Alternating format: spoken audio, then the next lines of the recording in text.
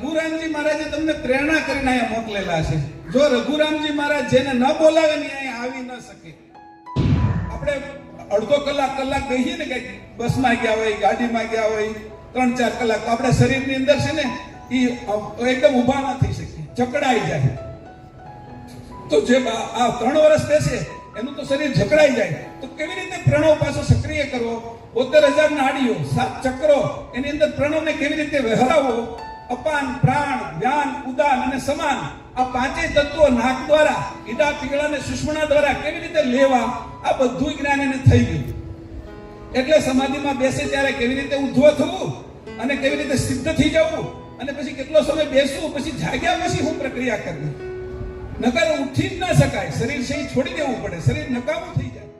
હવે વિચાર કરો, વિહારીદાસ, આપણે તો આપણા સંતો કે સાધુ અત્યારના હાલના હોય તો એને વાડામાં બાંધી રાખે, મારું એક કે બકરું બીજાના વાડામાં ન જવું જોઈએ. તો વિહારીદાસે શું કર્યું? એને સાચો માર્ગ બતાવ્યો કે જાઓ તમે, આ મારા કરતા પણ આગળનું જ્ઞાન આને આગળ છે.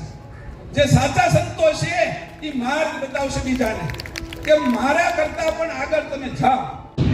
24 વર્ષ તપ કરે છે. મને એક પ્રશ્ન ત્યારે થયો કે રઘુરામજી મહારાજ એક મુદ્રિકા સિદ્ધ કરી અને પછી પાછું પરમગુરુના શરણમાં જાય છે ને ગુરુ બન્યા પછી પરમગુરુ એને રોક્યા નહીં અને 4 મુદ્રિકા સિદ્ધ કરવા માટે પાછા 48 વર્ષ સુધી તપ કરવા કેમ દીધું છે? ત્યારે મનમાં વિચાર આવ્યો, અને મને વિચાર એટલે આવ્યો કે આ બધા જે સંસારની અંદર ચોટેલા અંશો છે એને કોઈના કોઈ તત્વની અંદર ફસાયેલા છે, એની અંદરથી કાઢી એક એવો સક્ષમ માણસ જોઈએ. અને એ સક્ષમ માણસ છે એ પૂર્ણ થઈ જવો જોઈએ. પહેલા પરિપૂર્ણ થાય ને પછી પાછા બધું છોડે તો બીજા લોકોને એમ થાય કે આ જગતમાં કાંઈ પકડવા જેવું નથી, છોડવા જેવું છે. એટલે વૈરાગ્યની મૂર્તિ તરીકે રઘુરામજી મહારાજ આવ્યા. चैनल को सब्सक्राइब करिए, बेल आइकन दबाइए, ये वीडियो ज्यादा से ज्यादा लोगों तक पहुंचाइए.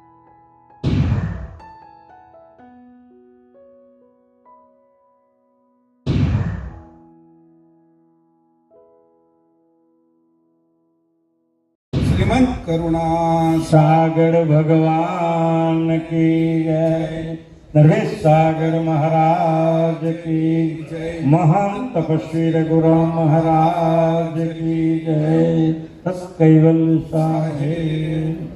સર્વ સંતોના ચરણમાં પ્રણામ કરીને બધા જ જે અહીંયા આવેલા અંશો છે એને તે સત્કેવલ કરીને રઘુરામજી મહારાજ વિશે હું કંઈ થોડું ઘણું કહેવા જાઉં છું. આપણે બધાને ખબર છે કે આમાંથી લક્ષ ભજન કેટલા લોકો કરે છે? હાથ ઊંચો ખાલી કરવાનો છું, થોડા પ્રશ્ન પૂછું, હાથ ઊંચો કરો થોડો. હા, ઘણા લોકો છે લક્ષ ભજન કરે છે. હવે એની અંદર 48 મિનિટ બેઠતા હોય એવા કેટલા લોકો? કે 48 મિનિટ હું બેસી શકું છું એવા કેટલા? હાથ ઊંચો કરો. 1, 2, 3, 4, 5, 6, 7, 8, 9, 10, 11, 12, 13, એટલે 20 લોકો છે. 48 મિનિટ બેસી એક એવા. હવે 2 કલાક બેસી એક એવા કેટલા છે? 1, બરાબર. બીજા કોઈ 2. હવે નીચે હાથ મૂકી દો. હવે કોઈ 3 કલાક બેસી એક એવા કેટલા છે? 1 જણ. હવે હું એમ કહું એક અઠવાડિયું બેસી કે લક્ષ ભજનમાં એવા કેટલા છે? 1 અઠવાડિયું પોતે બેસી કે અને ખાધા પીધા વગર એને પાણી પીવાય ન જવું પડે, બાથરૂમમાં ન જવું પડે એવામાંથી કોઈ ખરા? હું તમને એવી વાત કરવા જાઉં છું કે રઘુરામજી મહારાજ 12 વર્ષ બેઠા રહેતા. આપને ખબર પડી ગઈ ને કે રઘુરામજી મહારાજને મારી વચ્ચેનું અંતર શું છે? પિત્તળ અને સોનાની કિંમતની ખબર પડી ગઈ ને આપને. આપણા સુરત શહેરના deputy police commissioner Shri Parmar સાહેબ અહીંયા ઉપસ્થિત થયા છે સપરિવાર સાથે. એમને ઉપર બોલાવવા વિનંતી કરું છું.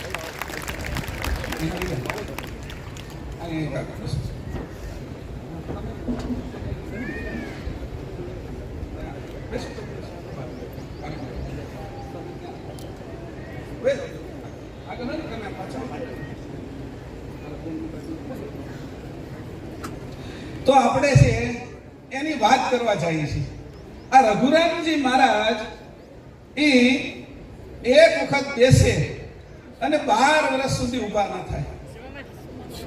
તમે બેસો, એ જગ્યા છે. તો 12 વર્ષ સુધી બેસે એવી રીતે 5 મુદ્રિકા એની સિદ્ધ કરી. આજે એના જન્મ જયંતિ નિમિત્તે આપણે બધા ભેગા થયા. ખાલી કાર્ડ આવી ગયું છે અને રઘુરામજી મહારાજે તમને પ્રેરણા કરીને અહીંયા મોકલેલા છે.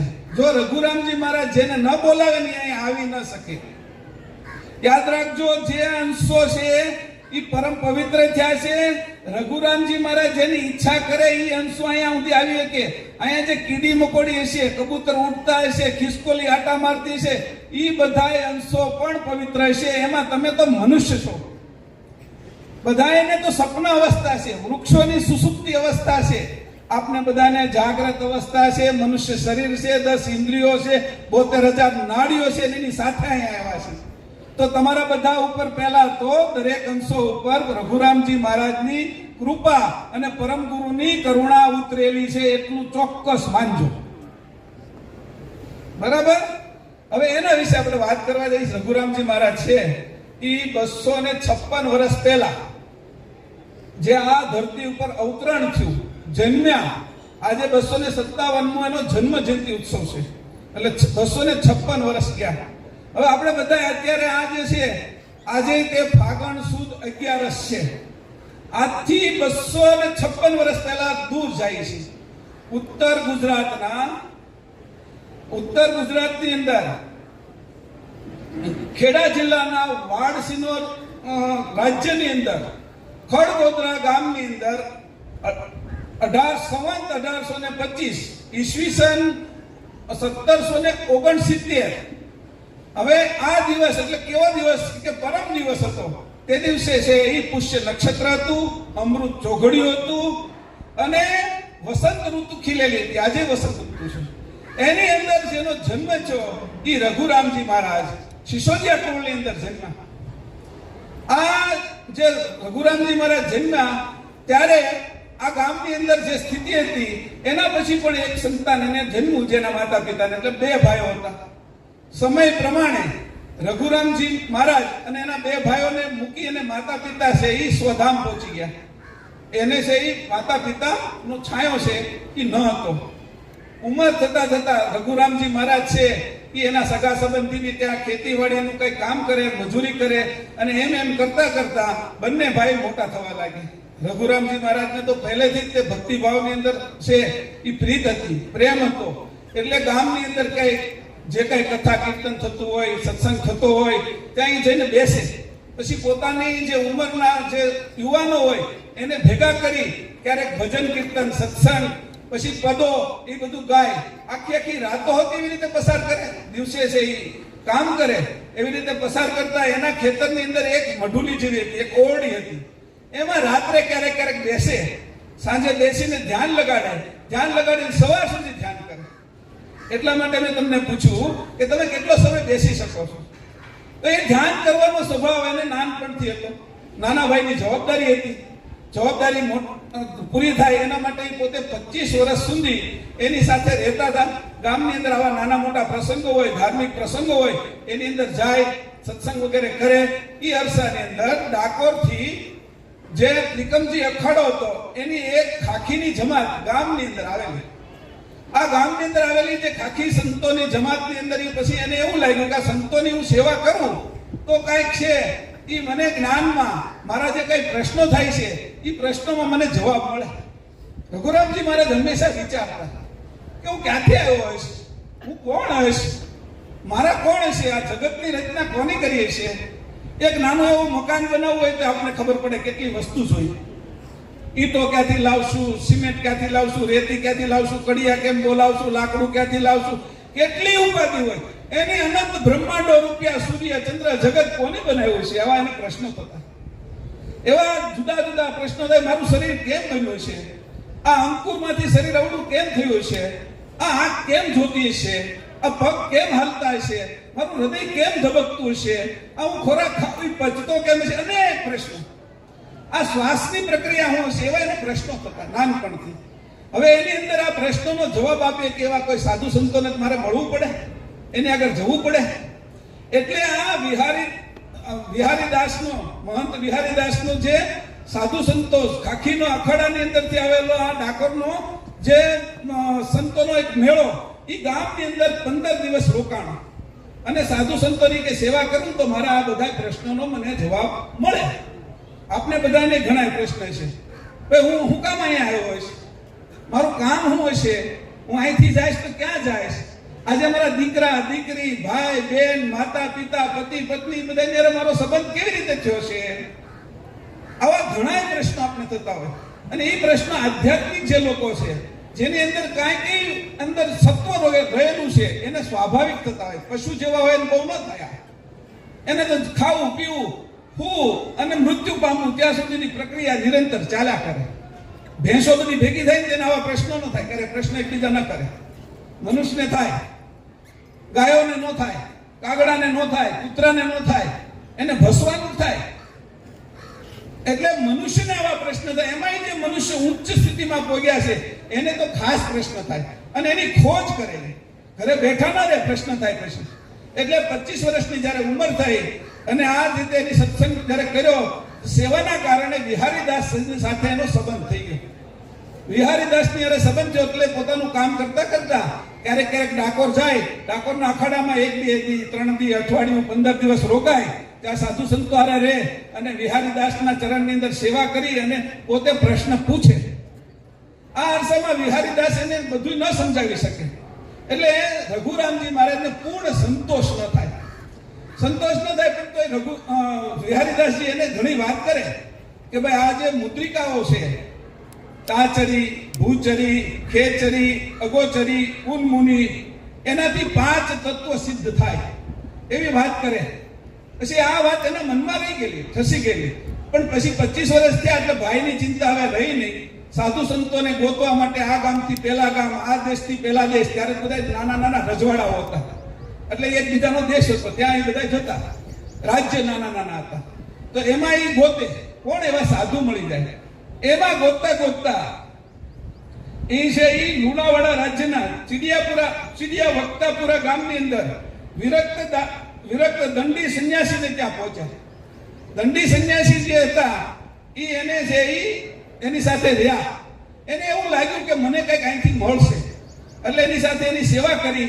6 મહિના ત્યાં રહી આસન કેમ કરવા, પ્રાણાયામ કેમ કરવા, ધ્યાન કેમ કરવું, સમાધિ કેમ લગાડવી, એનું 6 મહિનામાં એ જ્ઞાન સમજ્યા અને એની રીત શીખી લીધી. આપણે પણ કંઈક રીત શીખવી હોય કોઈ પણ વસ્તુની અંદર તો ત્યાં આગળ કોઈની આગળ જવું પડે અને શીખવું પડે. આ નદીને જોઈને એમ કરી કે મને પાણીમાં તરતા આવડી જાય, જોઈને ના આવડે.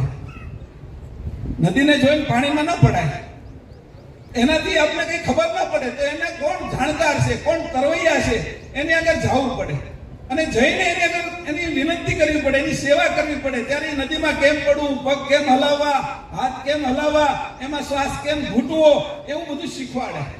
અને એ શીખ્યા પછી કે આપણે એટલું કહી દીધું હોય તો પાણીમાં પડી તોય બુડબુડિયા બોલી જાય, તોય આપણે પાણીમાં ડૂબી જાય, પણ સાથે રહીને આપણે યારે એ શીખવાડે તો આપણે આવડે. એવી રીતે રઘુરામજી મહારાજને આ જે વિરક્ત દંડી સ્વામી હતા એની સમાધિ લગાડતા શીખવાડી દીધું. આમ તો ધ્યાન તો કરતા હતા, 12 કલાક ધ્યાન કરતા હતા, પણ સાચી સમાધિ કઈ રીતે લગાડવી જોઈએ એની રીત એને શીખવાડી દીધી. થોડી ઘણી આપણી ભૂલ થતી હોય ને તો કોઈ મોટા આગળ શીખવા જવું પડે. કદાચ આ શરીરમાં રઘુરામજી તો બહુ ઊંચી સ્થિતિના હતા, એને હજી આ શરીર લીધું હોય તો એના બધા ફેરફારો હજી સક્રિય ન થયા.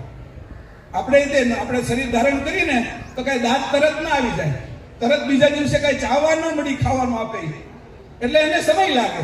એટલે શરીરને તૈયાર થતા જે સમય લાગ્યો રઘુરામજી મહારાજને, એમાં દંડી સ્વામીએ બહુ મોટું કામ કર્યું. આ દંડી સ્વામી એને બરાબર બધી વસ્તુ શીખવાડી દીધી. પછી એને ઈચ્છા થઈ કે હવે હું મારા શરીરનો એવો ઉપયોગ કરું કાંઈ કે જેના કારણે મારે છે એ આગળની પ્રક્રિયા થાય.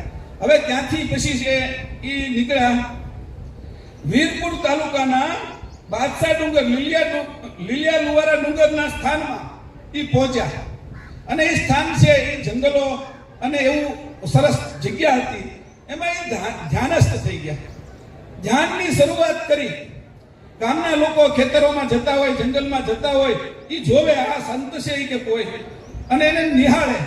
હવે થયું એવું કે ધ્યાન લગાડતા છે એ 1 દિવસ 2 દિવસ અઠવાડિયું 15 દિવસ મહિના ઉપર 12 મહિના વહી ગયા. અને ધ્યાન એવું થઈ ગયું કે આજુબાજુ જે જંગલની અંદર સિંહ, વરુ આવા હિંસક પ્રાણીઓ આવે. આ હિંસક પ્રાણીઓ આવે એટલે રઘુરામજી મહારાજ જે બેઠા છે એને સામે બેસી અને પગે લાગે. લોકો દૂરથી જોવે. ક્યારેક ક્યારેક તો એવું બને કે એને ખંજોળ આવતી હોય તો રઘુરામજી મહારાજના પીઠને પોતાની પીઠ લગાડીને ખંજોળો પણ, અને રઘુરામજી મહારાજ બેઠા રહે. આવી રીતે 3 વર્ષ તેલું તપ એની આયા આ બાદશાહ ડુંગરની અંદર કર્યું. આ 3 વર્ષનું તપ કર્યું. એ અરસાની અંદર ઘણા લોકો એની કીર્તિ બધા આજુબાજુના ગામોમાં ફેલાઈ ગઈ કે આવા કોઈ તપસ્વી છે. આપણે તો 1 કલાક બેસીને 1 કલાકને ખબર પડે કે 3 વર્ષ બેઠા. આ 3 વર્ષ બેઠા પછી ત્યાંના જે લોકો હતા એમાં કેટલાય ચમત્કારો થયા. એ ચમત્કારની વાતો હું તમને બધી નહીં કરું, બહુ સમય લાગશે. એટલે અહીંયા મેં એક બુક લીધી. આ જે બુક છે રઘુરામજી મહારાજનું મહાન તપસ્વી રઘુરામજી મહારાજનું જીવન ચરિત્ર. આ બધા લોકો એકવાર વાંચી લીધું. કેટલા લોકો વાંચશે? એટલે મારો આખો ઉદ્દેશ આવી જાય. જોરથી હાથ ઊંચો કરો ને ટૂંકા ટૂંકા હાથ ઊંચા કરશો તો વાંચશો એવું જ તમે. હા, બસ મૂકો નીચે. તો એ રીતે રઘુરામજી મહારાજનું જીવન ચરિત્રમાં 3 વર્ષમાં હું ઘટના ઘટી એ આમાં લખેલું છે. મારે દરેક ઘટનાની વાત નથી કરવી, નકર મૂળ ઉદ્દેશ આપણો હટી જાય જ્ઞાનનો. એટલે એવા ચમત્કારો છે. એમાં જે અમુક લોકો હતા એમાં એક ઠાકોર હતા એ ગામના, અને એ ઠાકોરને પણ એની માન્યતાથી દીકરો થયો. એક બીજા જે પંચાલ કુળના હતા એને પણ દીકરાનો જન્મ થયો. એટલે આ લોકોની શ્રદ્ધા વધી ગઈ આ રઘુરામજી મહારાજને. ઓળખતા નહોતા પણ છતાં હવે શ્રદ્ધા વધી ગઈ. આમ કરતા કરતા એને થોડી વધારે જિજ્ઞાસા થઈ અને પાછા 3 વર્ષનું આ જે સમાધિનું જે એનો અનુભવ હતો એ હવે એની મૂકી અને પાછા વિહારીદાસને પાછા ડાકોરમાં મળવા જાય છે. ડાકોરમાં વિહારીદાસની હારે વાત કરે છે અને વળી પ્રશ્ન પૂછે છે, કારણ કે વારંવાર વિહારીદાસને તો મળતા જ. તો એવી રીતે એની વાત કરે છે. પછી એને જે વાત કરી હતી કે પંચમુદ્રિકા સિદ્ધ કરવાની, તો એને પછી વિચાર આવ્યો કે હવે તો હું 3 વર્ષ બેસી શકું છું, તો 12 વર્ષ બેસતા કઈ વાર લાગશે નહીં. પ્રાણને કેમ ચડાવવો, પ્રાણને ઉધરવો કેમ કરવો, ભ્રમરંધની અંદર કેમ રોકવો, એનો લવકારો કેમ રહે, પછી જ્યારે શરીરમાં પાછા આવીએ ત્યારે પ્રાણને સક્રિય કેમ કરવો. શરીર છે જડ થઈ ગયું હોય. આપણે અડધો કલાક બેસીએ ને કઈક બસમાં ગયા હોય, ગાડીમાં ગયા હોય 3-4 કલાક, તો આપણે શરીરની અંદર છે ને એ એકદમ ઊભા ના થઈ શકીએ, જકડાઈ જાય. તો જે આ 3 વર્ષ બેસે એનું તો શરીર જકડાઈ જાય. તો કેવી રીતે પ્રણવ પાછો સક્રિય કરવો? 72,000 નાડીઓ, 7 ચક્રો, એની અંદર પ્રણવને કેવી રીતે વહેરાવવો? અપાન, પ્રાણ, વ્યાન, ઉદાન અને સમાન, આ 5 તત્વો નાક દ્વારા, ઈડા, પીગળા અને સુષુમ્ના દ્વારા કેવી રીતે લેવા, આ બધું જ્ઞાન એને થઈ ગયું. એટલે સમાધિમાં બેસે ત્યારે કેવી રીતે ઉદ્ધવ થવું અને કેવી રીતે સિદ્ધ થઈ જવું, અને પછી કેટલો સમય બેસવું, પછી જાગ્યા પછી હું પ્રક્રિયા કરવી. નકર ઉઠી જ ના શકાય, શરીર છે છોડી દેવું પડે, શરીર નકામું થઈ જાય. તો રઘુરામજી મહારાજે આ બધું જ પ્રેક્ટિકલ કરી લીધું અને પછી એને કીધું કે હવે તો હું ભૂચરી મુદ્રા સિદ્ધ કરવા માટે પ્રયત્ન કરું. અને એના માટે એ પોતે ભૂચરી મુદ્રા માટે છે એ આ શેરડી નદીના મૂળમાં કેદારેશ્વર મહાદેવ એવો સરસ મજાનો રમણીય પ્રદેશ હતો.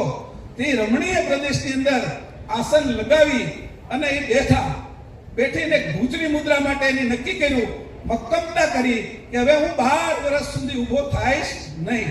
અને આ ભૂચરી મુદ્રા સિદ્ધ કરે એટલે ભૂમિની અંદર ક્યાંયથી પણ નીકળી શકાય, ભૂમિ એને રોકી ન શકે. ભૂમિના જે તત્વો છે 5 પ્રકૃતિ ભૂમિની છે.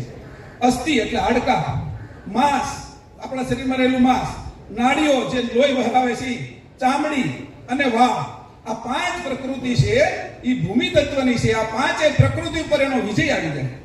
ભૂમિની અંદર અહીંથી નીકળાય, બીજી કોઈ પણ જગ્યાએ પ્રગટ થઈ શકે. ભૂમિમાં એ દટાઈ જાય તો પણ એને કાંઈ ભૂમિ કરી ન શકે, એને દાટી ન શકે. આપણે મૂંઝાઈ જાય, એ મૂંઝાઈ ન જાય. એવી ભૂચરી મુદ્રા સિદ્ધ કરતા એને દિવસ, અઠવાડિયું, 15 પક્ષ, પછી મહિના, 2 મહિનાની ઋતુઓ, 3 ઋતુનું અયન, 2 અયનો, દક્ષિણાયન ને ઉત્તરાયણ, એમ કરીને વર્ષો થઈ ગયું. 2 વર્ષ થઈ ગયા, 3 વર્ષ થઈ ગયા. લોકો જોતા હતા, લોકો એનામાં શ્રદ્ધા રાખતા હતા. કેટલાય ચમત્કાર એ અરસામાં ત્યાં બન્યા. ઘણા તો એવું, ત્યાંના એક જે સુબા હતા એની તો એના ચરણની અંદર કળીઓ મૂકી કે જો આ કળીઓના ફૂલ ખીલી જાય તો આ સંત સાચા છે એમ હું કહું. એટલે કળીઓને જે ફૂલની કળીઓ મૂકીને તરત જ એની સામે ફૂલ ખીલી ગયા. આવા બધા ચમત્કારો થવા માંડ્યા. રઘુરામજી તો પોતે સમાધિમાં છે અને એની મેળે આ બાજુ છે એ ચમત્કાર થવા માંડ્યા. તો હવે કેટલાય ચમત્કારો એ અરસામાં થઈ ગયા. અને આ તો 12 વર્ષ પૂરા થયા અને પોતાના શરીરની અંદર જાગૃતિ આવી. જાગૃતિની અંદર પ્રણવ નીચે ઉતાર્યો. પ્રણવ છે એ પહેલા એની વૃત્તિ છે, હંસની વૃત્તિ પ્રણવ ઉપર ગઈ.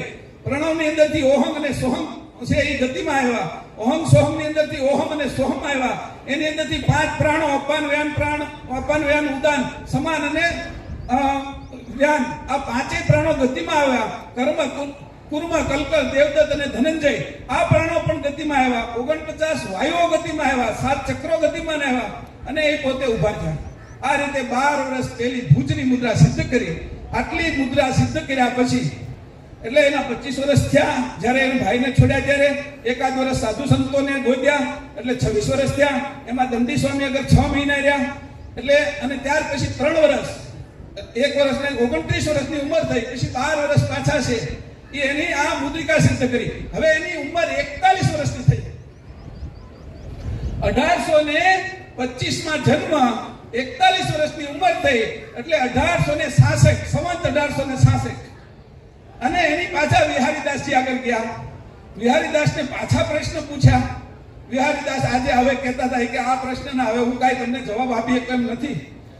જે જવાબ 12 વર્ષ સમાધિની અંદર ગયા તો પણ ન મળ્યા એ પ્રશ્નો હજી ઉપસ્થિત રહ્યા. આ જવાબ કોણ આપી શકશે? મને આનો સંતોષ કોણ આપશે? આપણે બહુ ભૂખ્યા થયા હોય ને, કોઈ ખાવાનું આપે, તરસ્યા થયા હોય તો કોઈ ઠંડુ પાણી આપે તો સંતોષ થાય. મને આમાં પ્રશ્નનો જવાબ નથી મળતો કે આટલી સમાધિ લગાડી તો પણ કોણ આપશે? તો વિહારીદાસે પછી એને કીધું કે સારસા પુરીની અંદર પ્રગટ પુરુષ અત્યારે કુબેર સ્વામીના નામથી કરુણા સાગર ઉપસ્થિત છે અને જો તમે ત્યાં પહોંચો તો તમને છે એ એના તમારા પ્રશ્નનો જવાબ મળી જાય. હવે વિચાર કરો વિહારીદાસ, આપણે તો આપણા સંતો કે સાધુ અત્યારના હાલના હોય તો એના વાડામાં બાંધી રાખે. મારું એક કે રીતે બકરું બીજાના વાડામાં ન જવું જોઈએ. તો વિહારીદાસે શું કર્યું? એને સાચો માર્ગ બતાવ્યો કે જાઓ તમે આ મારા કરતા પણ આગળનું જ્ઞાન આને આગળ છે. જે સાચા સંતો છે એ માર્ગ બતાવશે બીજાને કે મારા કરતા પણ આગળ તમે જાઓ. આવી રીતે વિહારીદાસ છે એ પ્રમાણિક હતા અને એની છે એ રઘુરામજીને જે માર્ગ દેખાડ્યો એ પણ સત્યનો શ્રેષ્ઠ અને ઉત્તમ માર્ગ બતાવ્યો. આ ઉત્તમ માર્ગે રઘુરામજી મહારાજે તરત સંકલ્પ કર્યો અને કીધું કે એને વિહારીદાસને પ્રણામ કર્યા. તમારી આજ્ઞા લઈને હું જાઉં છું. જો તો ખરા સંતોની આજ્ઞા લઈને જાય છે પાછા. રઘુરામજી મહારાજ એટલું તપ કરે છે તો સંતોને માથે અહમ નથી રાખવાનું. થોડુંક આવડી જાય ને, ગ્રંથ વાંચતા આવડી જાય, 48 મિનિટ બેહતા આવડી જાય તો ગામમાં વાતો કરતા થઈ જાય. અહમ જ આવી જાય. કથા કરી લોકો આપને સાંભળવા મળે. મને અહમ જ કરી જાય. અહમ એને ન આવ્યો રઘુરામજી મહારાજને. વિહારીદાસને પગે લાગ્યા. વિહારીદાસે એને ઉત્તમ માર્ગ બતાવ્યો અને રઘુરામજી મહારાજ એ જ સમયે સારસાપુરી બાજુ રવાના થયા ડાકોરથી. અને સારસાપુરી જતા રાત પડી. રસ્તામાં એ રાત્રે રોકાણા. જે જગ્યાએ સુતા હતા એમાં સુતા એને સપનામાં પરમ ગુરુના દર્શન થયા. પરમ ગુરુ છે એની સામે પ્રગટ થયા. બોલો શ્રીમદ કરુણા સાગર ભગવાન કી જય. રઘુરામજીએ પહેલા દર્શન પરમ ગુરુના સપનાની અંદર કર્યા. આ જે દર્શન કર્યા અને એને જોયા, કહો આ પુરુષ કોણ છે કે જેની બાજુ હું જાઉં છું એ તો આ પુરુષ નહીં હોય. પછી જ્યારે રઘુરામજી મહારાજને બે વચ્ચે જે કઈ નાનો મોટો જે નિદ્રા અવસ્થામાં સંવાદ થયો છે એમાં પરમ ગુરુએ એને કીધું કે હવે તું સારસા આવે છો અને તારા આ બધા પ્રશ્નો છે એના હું તને ઉત્તમ અને શ્રેષ્ઠ જવાબ તને સારસામાં આવીશ એટલે મળી રહેશે. અને પરમ ગુરુ છે અંતર્ધ્યાન થઈ ગયા. પછી તો કઈ ઊંઘ આવે? જે પરમ ગુરુ જેને મળે ને ઊંઘ આવતી છે, ઊંઘ ઉડી જાય. પછી તો હુતા જ નહીં. વહેલું પડ્યું હવાર, નાયા ધોયા, પ્રાતર વિધિ પતાવી, હજી દિવસ ઉગે એ પહેલા તો પ્રયાણ શરૂ કરી દીધું સારસા બાજુ જવાનું. અને સારસાની અંદર જાય છે. પરમ ગુરુ બધા ભક્તોની વચ્ચે બેઠા છે, સત્સંગ કરે છે. સત્સંગ કરતા હતા. સંતો હતા, ભક્તો હતા, હરિજનો હતા, પાત્રો હતા બધા. પરમ ગુરુના જ્ઞાનના પીછાસુ, જેને તરસ લાગી હતી, જેને ભૂખ લાગી હતી, એવા પાત્રો જે અંશો હતા એની વચ્ચે પરમ ગુરુ સત્સંગ કરી રહ્યા હતા. રઘુરામજી મહારાજ દૂરથી જોઈ ગયા કે આજ મારા સપનામાં આજ પુરુષ હતા. અને એના રોમટેની અંદર રૂવાટાની અંદર ઝંકાર આવી ગયો. એકદમ રૂવાડા ઊભા થઈ ગયા અને તરત જ તે ત્યાં પાછળ બેસી ગયા આ જ્ઞાન સાંભળવા માટે. હવે પરમગુરુ જ્ઞાન કરતા હતા. જો તારું શરીર એક અંકુરમાંથી 9 મહિનામાં કેવી રીતે ઉત્પન્ન થાય છે, આ 5 તત્વો કેવી રીતે બને છે, ભૂમિ, જળ, અગ્નિ, વાયુ અને આકાશ, એનો રસ્તો શું છે કે અવિગત આકાશમાંથી ગત આકાશ બને છે, જેને શબ્દ માત્ર રૂપે એની માત્રા છે કે શબ્દ માત્રામાંથી આકાશ બને છે. ગત આકાશની અંદરથી છે એ સ્પર્શ માત્રા ઉત્પન્ન થાય છે. સ્પર્શ માત્રાની અંદરથી વાયુ બને છે કે આપણે જે બધા શ્વાસમાં લઈએ છીએ, આ વહે છે એ વાયુ બને છે. વાયુની અંદરથી છે એ રૂપ માત્રા ઉત્પન્ન થાય છે. રૂપ માત્રાની અંદરથી અગ્નિ તત્વ બને છે. આપણા બધાના હૃદયની અંદર જે લોહી ગરમ રાખે છે એ જઠરની અંદર જે જઠરાગ્નિ છે, જે આપણે પચાવે છે અગ્નિ, એ અગ્નિ અંદર છે. અને બીજો બહાર અગ્નિ છે જે આપણે રસોઈ બનાવે છે. અને ત્રીજો અગ્નિ સૂર્ય રૂપે છે. અને એ સૂર્ય જેમાંથી બને છે એ મહદ અગ્નિ છે. એ બધી વાત પરમ ગુરુ બધા શિષ્યોને કરી રહ્યા છે. અને એની અંદર પછી આ અગ્નિની વાત કરી. અગ્નિ પછી કીધું કે જે ત્યાર પછી કે રસ માત્રા ઉત્પન્ન થાય છે. રસ માત્રામાંથી જળ ઉત્પન્ન થાય છે. આ બધા જ જળની અંદરથી આપણે બધા બનીએ છીએ. રજ અને વીર્ય રૂપી જળ હતું. જળની અંદરથી જામીને આપણા બધાના શરીરો બન્યા છે. આ રીતે એની વાત કરતા કરતા કહે છે ત્યાર પછી કે રસમાંથી જે જળમાંથી છે એ ગંધ માત્રા ઉત્પન્ન થાય છે. અને ગંધ માત્રા ઉત્પન્ન થાય છે એમાંથી સ્થૂળ ભૂમિ તત્વ બને છે. આ રીતે કરીને પાંચેય તત્વ, પાંચેય એની માત્રા, અને આ પાંચેય તત્વ અને પાંચેય માત્રામાંથી જે શરીરની અંદર 10 ઇન્દ્રિયો બને છે, એ 10 ઇન્દ્રિયોનું જ્ઞાન આપ્યું. કાન છે એ આકાશમાંથી બને છે. ત્વચા છે, ચામડી છે એ વાયુમાંથી બને છે. આંખ છે એ અગ્નિમાંથી બને છે.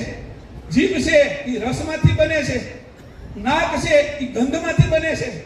મુખ છે એ પાછું કર્મેન્દ્રિય તરીકે એ આકાશ તત્વનું છે. પછી વાયુનું છે એ હાથ છે. પગ છે એ અગ્નિના છે. લિંગ જે ગુહ્યાંગ છે એ જળનું છે.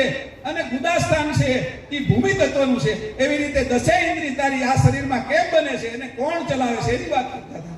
કે જે તું 5 પ્રણવ લેશો, શ્વાસ લેશો, એની અંદર ઈદા, પિંગળા અને સુષુમ્ના 3 નાડી છે. જે ચંદ્ર નાડી છે એની અંદર સ્ત્રીના અંકુર પાકે છે બ્રહ્મરંધની અંદર. અને જમણી નાડી છે જે પિંગળા, એની અંદર પુરુષના અંકુર પાકે છે. એ અંકુરો પાકીને નીચે આવે છે અને ગર્ભમાં રોકાય છે. ત્યાર પછી સ્થૂળ શરીરો ઉત્પન્ન 9 મહિનામાં થાય છે. આવું બધું જ્ઞાન કહેતા હતા. આ સ્થૂળ શરીરો કેના આધારે રહે છે? તો કે જે તું 5 પ્રાણ લેશો, એમાં જે પ્રાણમાં જે અપાન વાયુ લેશો, તો કે ભૂમિ તત્વનો વાયુ છે, એ તારા નાકથી 12 આંગળ દૂર જાય છે. અને જે જળ તત્વનો વાયુ છે એ 16 આંગળ દૂર જાય છે. જે અગ્નિ તત્વનો વાયુ છે એ 4 આંગળ દૂર જાય છે. અને જે વાયુ તત્વનો છે એ 8 આંગળ દૂર જાય છે. આકાશ તત્વનો છે એ 2.5 આંગળ દૂર જાય છે. આ રીતે તારા શ્વાસની અંદર 5 તત્વો જે ચાલે છે એના કારણે તારી 25 પ્રકૃતિ બને છે. ભૂમિ તત્વની 5 પ્રકૃતિ બને છે કે એ 5 પ્રકૃતિ, પછી જળ તત્વની 5 બને છે, અગ્નિની, વાયુની, આકાશની. એમ આ શરીરની અંદર એ પ્રકૃતિના એના ગુણધર્મો છે કે તારા શરીરની અંદર ઠોસ વસ્તુ બનાવે છે. તો કે ભૂમિ તત્વની અંદર જે છે એ પદાર્થ ભાવની એની અંદર ઈચ્છા હોય છે. એવી રીતે જળ તત્વની અંદર રસ ભાવના હોય છે. અગ્નિ તત્વની અંદર છે એ અગ્નિ તત્વની અંદર ઠોસ કરવાની એટલે પકાવવાની ભાવના હોય છે. અને વાયુ તત્વમાં ગમન આકાંક્ષા હોય છે, ગમન ભાવના હોય છે. એવી રીતે પાંચેય તત્વની પોતાના શરીરમાં સમજાવતા હતા અને મહદની અંદર સમજાવતા હતા કે જો દક્ષિણ અને પશ્ચિમનો પવન હોય અને નૈઋત્ય ખૂણાનો પવન હોય તો જેટલા અનાજના ભાગો હોય બધાને પકવી દેશે, કારણ કે ભૂમિ તત્વનો પ્રણવ છે. એવી રીતે કે અગ્નિ તત્વનો પ્રણવ હોય તો આ બધાને ઉખેડી અને દુકાળ પાડે છે. એવી રીતે જળ તત્વનો હોય ઈશાન ખૂણામાંથી વાય એ બધા ફળની અંદર રસને પુષ્ટ કરે છે અને રસાળ ફળ બને છે. એવી રીતે વાયુ તત્વનો હોય તો એની અંદર ગમન આકાંક્ષા છે, એટલે એકબીજા ભાગની અંદરથી દૂરથી છે એ ગમન કરવું પડે છે. અને શરીરમાં બધું જ છે એ ગમન કરાવે છે ઇન્દ્રિયો દ્વારા, નસો દ્વારા. એ રીતે મહદનું તારી અંદર વ્યષ્ટિ અને સમષ્ટિમાં કેવી રીતે આ પાંચે તત્વ હાલે છે એની વાત કરી. આ બધું જ્ઞાન સાંભળ્યું પછી કીધું આ તારા શરીર વિશે જે 49 વાયુ ઉત્પન્ન થાય છે એ 7 ચક્રોમાં કઈ રીતે કામ કરે છે, એ 7 ચક્રો કઈ રીતે ગતિમાં આવે છે. એની અંદર એક ચક્ર મૂકી અને જે 6 ચક્રની અંદર સૂક્ષ્મ અજપા ઉત્પન્ન થાય છે એ એક દિવસના 1,29,600 ઉત્પન્ન થાય છે. તારા જે શ્વાસ છે એમાં ગુદા સ્થાને છે એ અજપા 600 થાય છે, લિંગ સ્થાને છે એ અજપા 6000 થાય છે, નાભી સ્થાને 6000 અને હૃદય સ્થાને 6000, 18600, કંઠ સ્થાને 1000, આજ્ઞા ચક્રે 1000 અને બ્રહ્મરંધ્ર ની અંદર 1000, 1000, 21000 અને 600 એ આખા દિવસના તું શ્વાસ લેશ.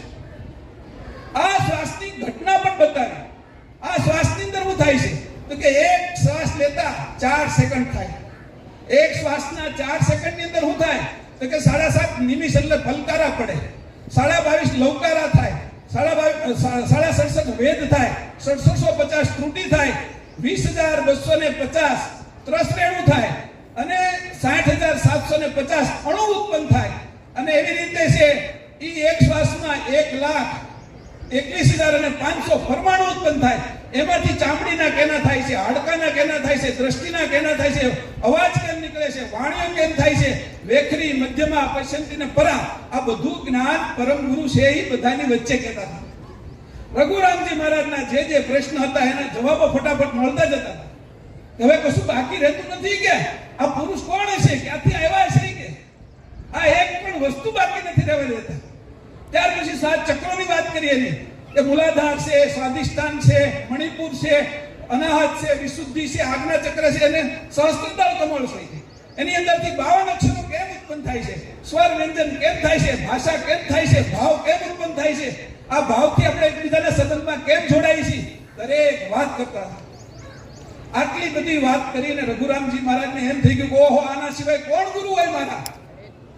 મને અહીંયા જેની મોકલ્યો છે એનો પહેલા આભાર માનવા મળ્યા વિહારીદાસનો, એને મનોમન પ્રણામ કરવા મળ્યા કે આ પુરુષને આગળ તમે મને મોકલ્યો છે, એટલે મનોમન પ્રણામ કરે છે એને. અને પછી તરત જ આ જ્યારે વ્યાખ્યાન પૂરું થાય છે અને તરત જ રઘુરામજી મહારાજ પરમ ગુરુના ચરણની અંદર સાષ્ટાંગ દંડવત પ્રણામ કરે છે અને કહે છે કે તમે મારા ગુરુ થાઓ. પરમ ગુરુ છે એ તરત જ એના ગુરુ થાય છે. એને ગુરુ થયા અને ગુરુનો મંત્ર છે એને કાનની અંદર આપે છે. આ અલૌકિક ગુરુ પરંપરા છે એની વિકસિત થઈ.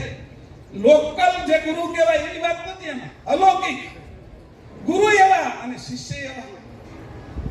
આ લોકની વાત નથી, એવા ગુરુ છે એ સામે બને છે. અને આ શિષ્ય પણ એના શરણની અંદર તન મન ધન સર્વ અર્પણ કરીને કહે છે કે હવે મારું કશું રહેતું નથી, જે કાંઈ છે એ મારું આ બધું જ તમારું છે, એમ કરીને સંપૂર્ણ અર્પણ થાય છે. એ 1866 ની અંદર આ જે ઘટના ઘટે છે, બોલો શ્રીમદ કરુણા સાગર ભગવાન કી જય, મહાન તપસ્વી રઘુરામ મહારાજ કી જય. હવે આવી ઘટના ઘટે, અલૌકિક ઉપદેશ આપ્યો, કાનની અંદર અમર મંત્ર, તારક મંત્ર એને સંભળાવી દીધો. અને પછી છે એ રઘુરામજી મહારાજ કેટલો સમય સારસાની અંદર રહ્યા. સારસાની અંદર રહેતા બધાની સાથે હળીમળી ગયા. પછી ક્યારેક પાછા છે એ હઠીપુરા આવતા, સાઠંબા આવતા. સાઠંબા આવી અને આ બધા ભક્તોને ત્યાં રહેતા અને પછી ફરીથી પાછા સારસા જઈ અને દર્શન કરી આવતા. હવે તો વિહારીદાસને ક્યારેક મળવાનું થાય, પણ સારસા તો કાયમ જવાનું થાય. પછી એકવાર આજ્ઞા માંગી પરમ ગુરુની કે હવે મારે છે એ આગળ છે એ સંતો, આ બીજા બધા સાધુ સંતો અને બધા મનુષ્યો માટે મારે કંઈક ઉપદેશ કરવા જવું છે. ત્યારે રઘુરામજી મહારાજ કીધું, તને જો કોઈ મુમુક્ષુ મળે, કોઈ જ્ઞાન પીસાસુ મળે, કોઈ તને છે એ સાચા સેવક મળે તો એને અનસંસી લક્ષ્ય બતાવજે. અને સામાન્ય હરિજનોને તું છે એ પદો કે જે ભક્તિ કરે એવું કે જે અને આચરણ સારું કરે એવું એને શીખવાડજે. એમ કરીને રઘુરામજી મહારાજને રજા આપે છે. અને રઘુરામજી મહારાજ છે એ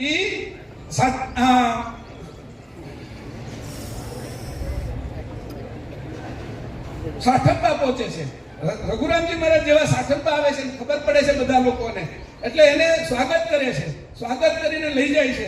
આ રીતે સાઠંબાથી છે એ પછી હઠીપુર આવે છે.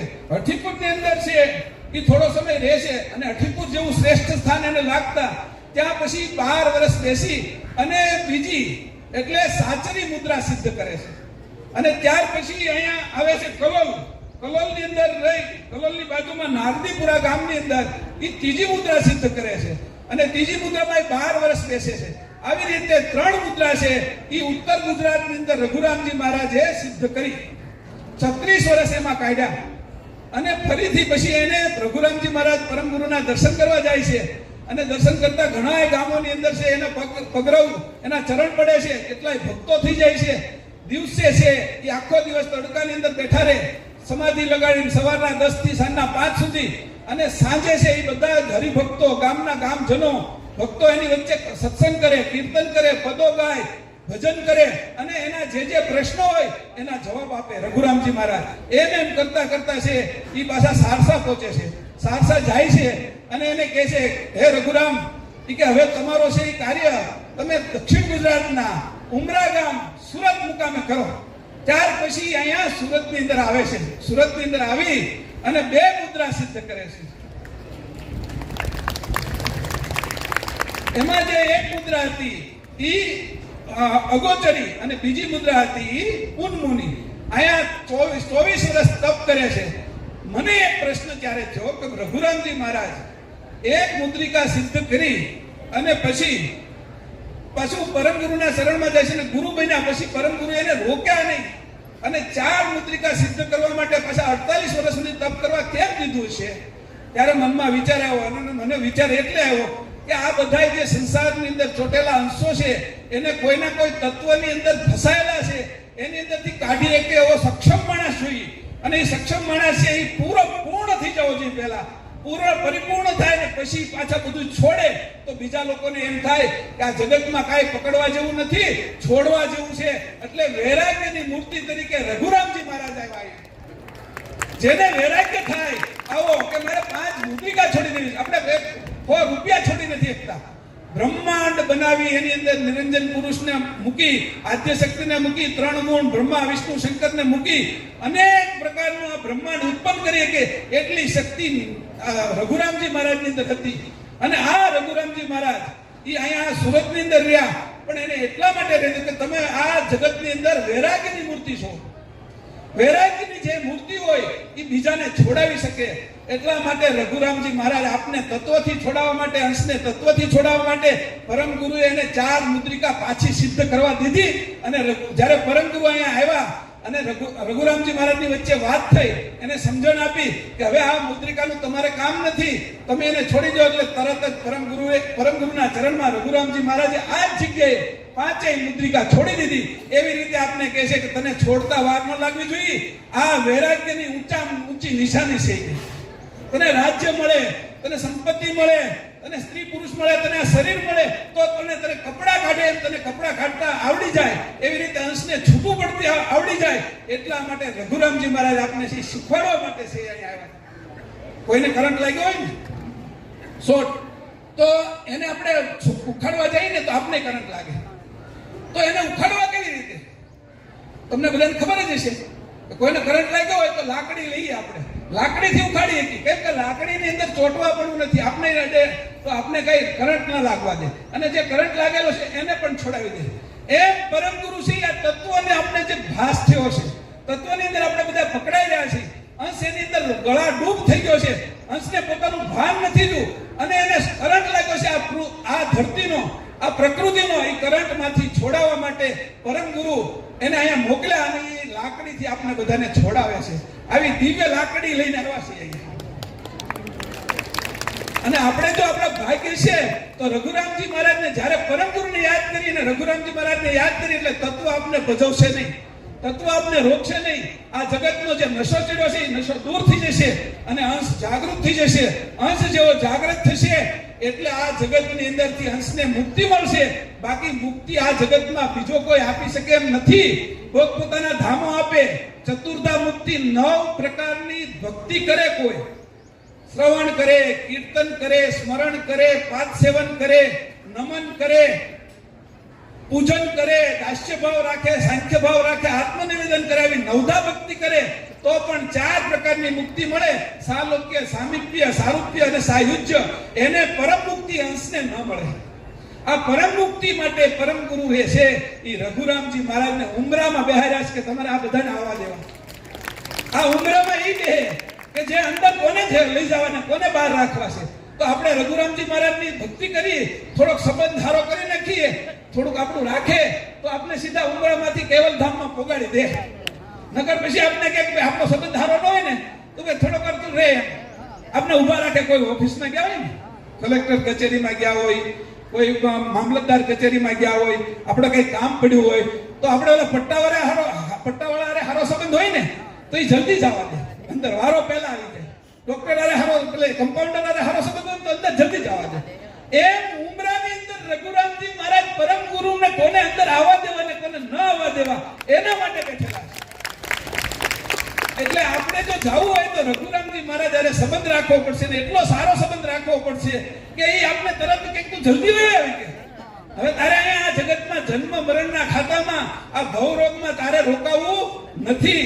આવી રીતે આ રઘુરામજી મહારાજના થોડાક હું ગુણ ગાઉં, તમારી અંદર ઉતરે અને આને તમે ધારણ કરો અને આવા વૈરાગ્યની મૂર્તિ તમે પણ ક્યાંય ચોટતા નહીં. એ અંશો તમને હું કહું છું કે આ જગતમાં કેટલાય ફૂલ હશે ખીલેલા, આ જગતમાં હોનું, હીરા, માણેક અનેક પ્રકારના સંબંધ હશે, પણ તમારી સાથે કશું આવવાનું નથી. કોઈ આવવાનું નથી. દીકરા નથી આવવાના, દીકરી નથી આવવાના, પતિ નથી આવવાના, પત્ની નથી આવવાના, તમારો હોદ્દો નથી આવવાનો, તમારી સંપત્તિ નથી આવવાની, તમારી સત્તા નથી આવવાની, કશું જ આવવાનું નથી. એટલે રઘુરામજી મહારાજને યાદ કરજો કે અમે આ બધા સંસારમાં રહી છતાં અમને સંસાર ન ચોટે અને અમે તમારા ચરણમાં રહી, તમે અમને પરમ ગુરુના ચરણમાં પગાડો એવી પ્રાર્થના કરી છે. એવી આ પ્રાર્થના આજના દિવસે તમે બધા જ કરજો એવી હું બધા જ અંશોને વિનંતી કરું છું અને આ વિનંતી મારી તમે સ્વીકારજો. આ રીતે હું અહીંયા મારું જે પ્રવર્તન છે આજના દિવસનું એ અહીંયા પૂર્ણ કરું છું. કારણ કે બધાને પેટમાં આમ ગલુડિયા બોલતા છે, ભૂખે લાગી છે, પણ આ સાંભળવાની મજા આવે છે એટલે ઊભા નથી થતા. એટલે તમે છે એ સાંભળો છો. કદાચ મારા ઉપર પ્રીતિ હોય, ઘણા વિડીયો જોતા હોય તો મહેશભાઈની વાત છે થોડીક સાંભળી લઈએ કે ક્યારેક સાંભળવા જેવી હોય છે એટલે સાંભળો છો. પણ આ જે છે એ રીતે રઘુરામજી મહારાજની આપણે જે ઉપાસના કરશું અને એ રઘુરામજી મહારાજ દ્વારા પરમ ગુરુ આગળ જવાની આ વાત છે. તો આપણે પરમ ગુરુ આગળ પહોંચવા માટે આપણે સીડી મૂકી છે. આ સીડી ઉપર ચડી અને પરમ ગુરુ આપણે ત્યાં લઈ પરમ ગુરુના ધામમાં, કેવલ ધામમાં પહોંચી એવી બધા અંશોએ પ્રાર્થના કરવી. આજના દિવસે બધા એવા આંખમાં આંસુ આવી જાય ને એ રીતે રોજો, હૃદય ખાલી કરી નાખજો અને રઘુરામજી મહારાજ આગળ દંડવત પ્રણામ કરજો કે હવે અમે અહીંયા રહેવાના નથી, અમને આ જન્મ મરણમાંથી મુક્ત કરો. આ જે શરીરની અંદર લોહી, માંસ, મળ, મૂત્રના શરીરમાં અમારે કેટલા સમય સુધી આવું અને આ આવવા જવાનો અમારો ખેલ પૂરો કરો, અમને આ ભવ રોગમાંથી છોડાવો એવી પ્રાર્થના કરજો. શ્રીમદ કરુણા સાગર ભગવાન કી, તપસ્વી રઘુરામજી મહારાજ કી, સત કેવલ સાહેબ